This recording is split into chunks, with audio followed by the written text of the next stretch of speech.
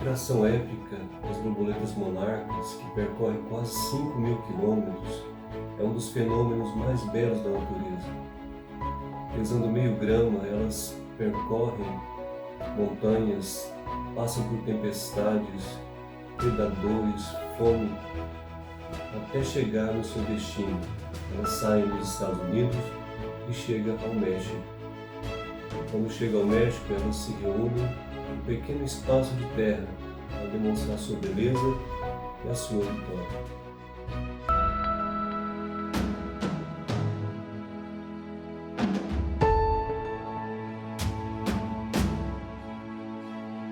Cientistas dizem que as borboletas monarcas possuem uma bússola interna e são guiadas pelo Sol. Apesar das tribulações e provações que elas passam, os predadores, as tempestades, elas continuam firmes no seu propósito. Elas alcançam o seu alvo porque elas perseveram até o fim. Muitos seres humanos não conseguem perseverar em meio às tribulações, porque não entendem essas tribulações e não conseguem entender o propósito disso. Muitos se agarram no seu poder, na sua fama, no dinheiro, no materialismo.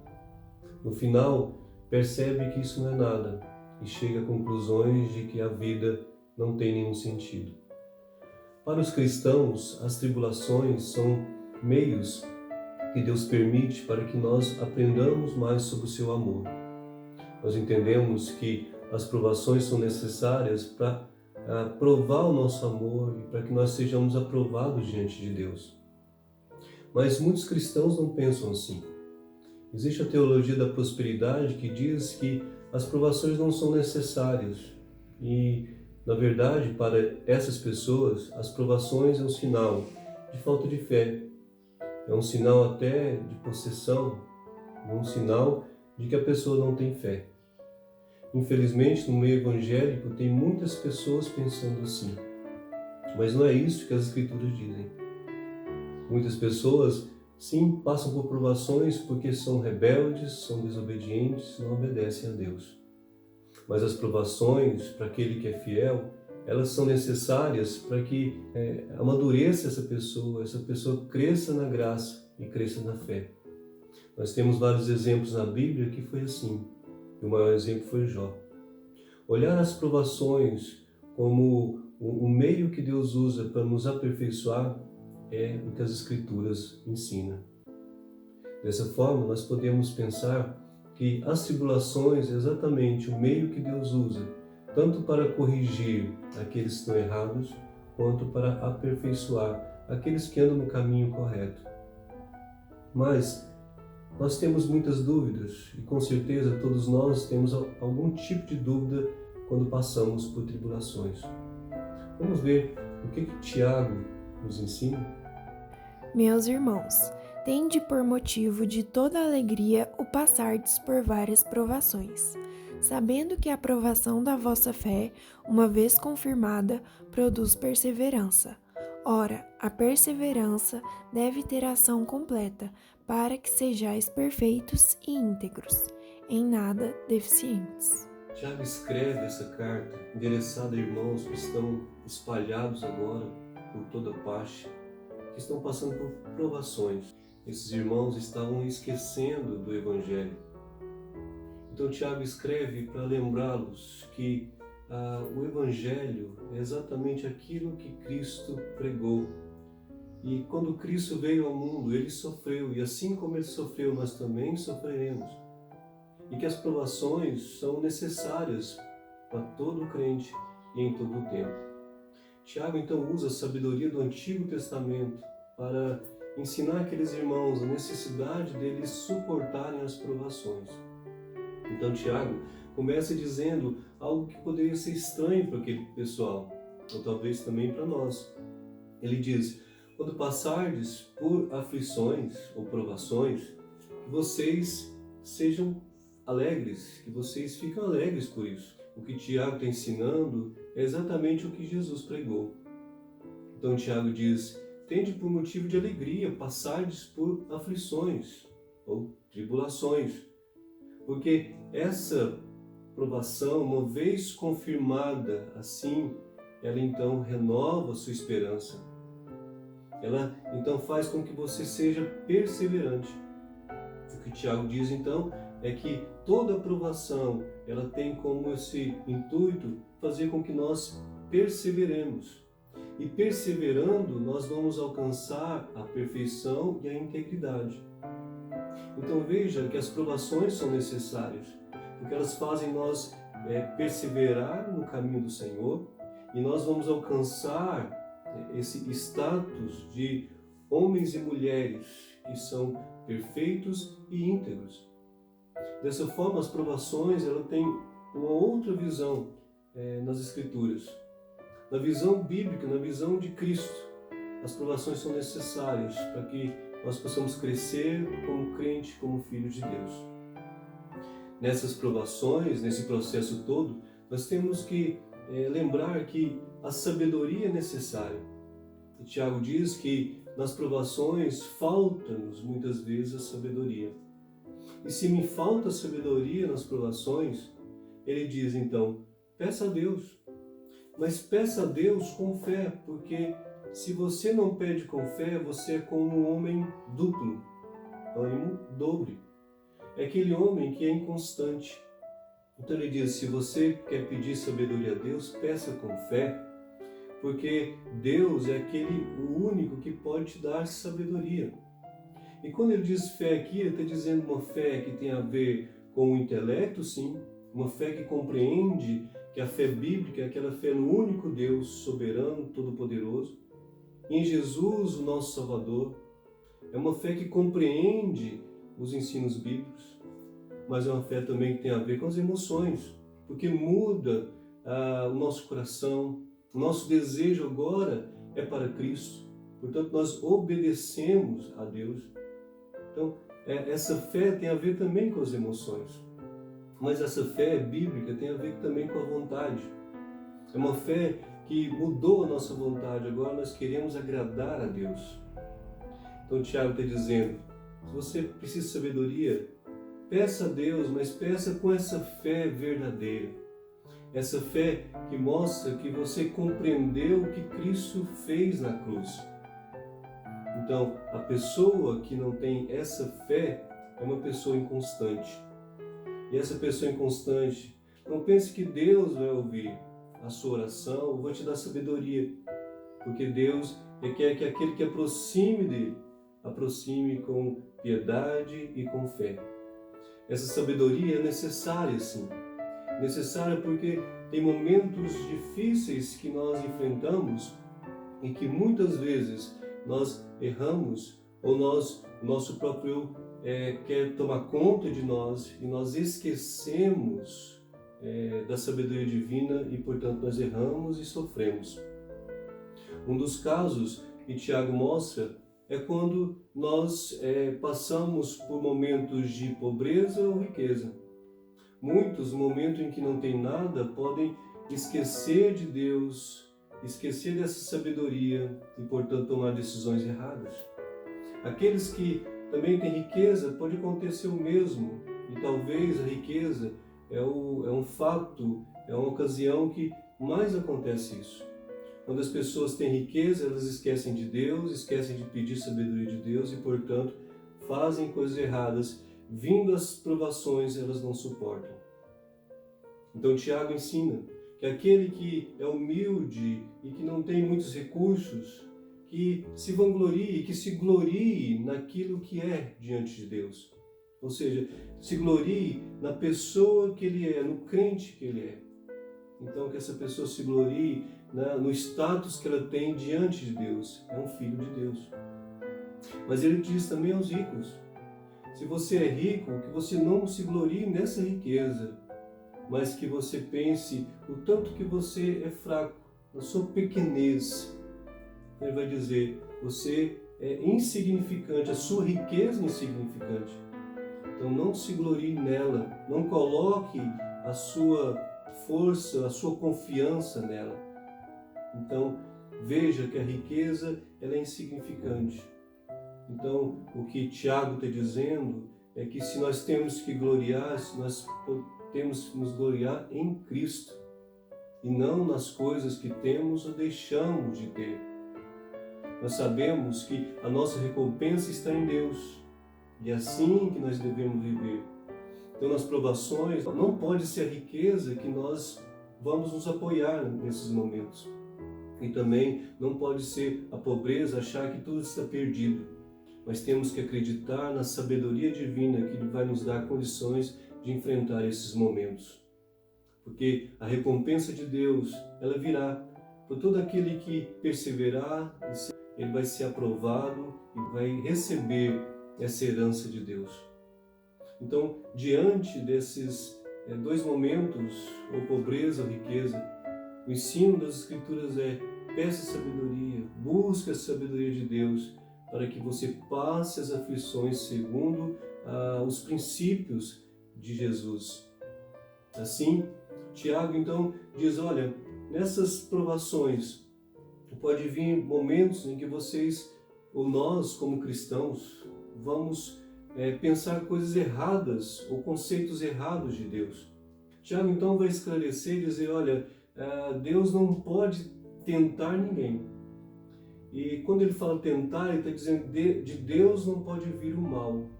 Toda tentação do mal não vem de Deus. Aqui o que Tiago está dizendo é que toda tentação, ela começa de um ponto. E esse ponto não começa com Deus. Ela começa na cobiça que está implantada em cada coração. Essa cobiça que começou lá quando Adão e Eva, quando eles pecaram. O pecado entrou no coração deles e agora cada um que nasceu depois nasce com o pecado dentro de si e a cobiça. Então esse pecado é a cobiça que atrai cada pessoa. E quando essa cobiça atrai, essa pessoa aceita isso, então gera o pecado. O pecado então se torna algo tão terrível que nas provações a pessoa pode não suportar. E aí o pecado leva à morte. Não só a morte física, mas a morte eterna, a separação eterna de Deus. Tiago está dizendo: de Deus não pode vir a tentação, não pode vir o mal. Então todos nós somos tentados segundo a nossa cobiça. Nas provações, nós temos que diferenciar essas coisas. Nós temos que compreender que Deus, Ele é santo, Ele é perfeito. E, portanto, se eu sou tentado, é porque dentro de mim existe essa cobiça. Então eu sei que Deus permitiu isso, mas que Ele vai também me dar força para que eu vença. Porque Ele não pode me tentar, dele não vem o mal, só vem o bem. Por isso que Tiago vai dizer que Deus, Ele é o Pai das luzes. Deus, Ele é a verdade. Deus é santo. E a palavra santo significa sem nenhum defeito, sem nenhuma impureza. Ele é perfeito. Então Deus não pode tentar eu e você com o mal. Deus permite para que nós sejamos provados e aprovados, e sendo aprovados nós crescemos em santidade. Dessa forma, as Escrituras então nos ensinam que as provações elas são necessárias para todos nós, para mim e para você. Nós precisamos para crescermos, para compreender quem Deus é, para compreender as nossas limitações, o que nós somos, e para que nós cheguemos a uma conclusão de que sem Deus nada somos. As provações, então, é para que nós compreendamos que Deus é santo, Ele é puro, e que tudo que está acontecendo de ruim é devido à nossa própria cobiça, o próprio pecado. Daí nós podemos tirar conclusões na política, na família. Em todas as situações nós podemos ver que há provações. O Brasil, nesse tempo, enfrentando problemas políticos, problemas na saúde. Por que enfrentamos essas provações? É por causa da cobiça dos homens. Provações terríveis, difíceis, que nós às vezes nos perdemos tentando escolher uma pessoa em detrimento à outra, tentando fazer julgamentos, e nós esquecemos que Deus, Ele é o Pai das luzes, não há nenhum defeito nele, e, portanto, os erros dos homens são dos homens por causa da sua cobiça. Deus não está no meio dessas coisas. Não é porque um candidato se diz que é cristão, ou o fulano que diz que se converteu, e portanto os erros dele Deus vai aceitar. Deus não aceita, porque nele não há nenhum pecado, nenhum erro, nenhuma falha, nenhum tipo de mal. Então, se tem erros, os erros é por causa das pessoas que são cobiçosas e o pecado está dentro delas. E, portanto, nós devemos deixar bem claro isso. E Tiago diz isso. De Deus não vem essas coisas. De Deus só vem o amor. De Deus só vem as coisas puras.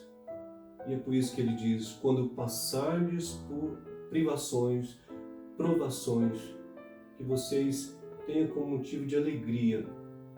Porque quando a pessoa se converteu, ela compreendeu que Cristo mudou a sua vida e agora todas as provações são necessárias para que essa pessoa cresça em santidade, desenvolva um caráter segundo o coração de Deus. Dessa forma, para nós cristãos, os fins não justificam os meios. Nós sabemos que se eu quero alcançar um fim correto, eu tenho que usar os meios corretos. Porque o meu Deus continua sendo Deus santo e puro em todo esse processo. Sendo assim, meus irmãos, sei que todos nós estamos passando por grandes provações. E o que a palavra de Deus quer nos ensinar é que nós podemos passar sim, desde que nós peçamos sabedoria a Deus e nessa sabedoria possamos insistir, lutar para que as pessoas compreendam que o nosso Deus é um Deus de luz, é um Deus da verdade e que nós então passaremos as tribulações, as provações para mostrar que realmente nós concordamos com os princípios de Deus e que nós vamos sofrer por isso, mas vamos sofrer com alegria, porque nós vamos perseverar, nós vamos continuar sendo íntegros, nós vamos continuar sendo fiéis a Deus e não fiéis ao mundo. O nosso compromisso não é com pessoas que se dizem cristãos, não é com partido político, não é com outro tipo de pensamento que não seja o pensamento cristão, o que a Bíblia diz, o que Cristo pregou, o que Deus é na sua essência e no seu caráter.